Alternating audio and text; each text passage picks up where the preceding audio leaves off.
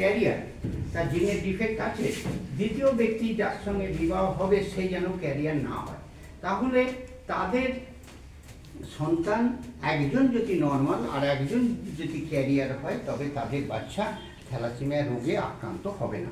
তাহলে থ্যালাসেমিয়া দেশ থেকে দূর করতে গেলে এই বিজ্ঞানসম্মত বিবাহ ব্যবস্থায় আমাদের অংশগ্রহণ করতে হবে। আমি এই অবধি যা বললাম তাতে তোমরা এই গল্পের মধ্যে কি পরিষ্কার হলো? থ্যালাসেমিয়া ক্যারিয়ার আর থ্যালাসেমিয়া পেশেন্ট এর মধ্যে যে তফাৎ, এটা কি তোমরা বুঝতে পারলে? বুঝতে পারলে? আমি দাঁড়িয়ে বলো একটুখানি, তুমি যা বুঝতে পেরেছো তাই বলো, না পারলে আমি বলবো। বলো। থ্যালাসেমিয়া ক্যারিয়ার আর থ্যালাসেমিয়া পেশেন্ট এর মধ্যে তফাৎ, এটা কি তোমরা বুঝতে পেরেছো? হ্যাঁ কি না? যদি বুঝতে না পারো আমি বলে দিচ্ছি।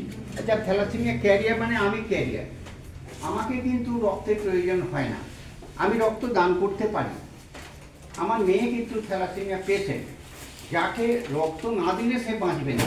তাহলে রক্ত অল্পতায় যারা ভুগছে তাদের সমস্যাটার নাম হচ্ছে থ্যালাসেমিয়া পেশেন্ট। আর যারা থ্যালাসেমিয়া ক্যারিয়ার এই সমস্যাটা বহন করছে তাদের কি সমস্যা না, তারা ভালো সন্তান জন্ম দিতে অক্ষম ব্যক্তি। তারা ভালো সন্তান জন্ম দিতে অক্ষম ব্যক্তি। ক্যারিয়ার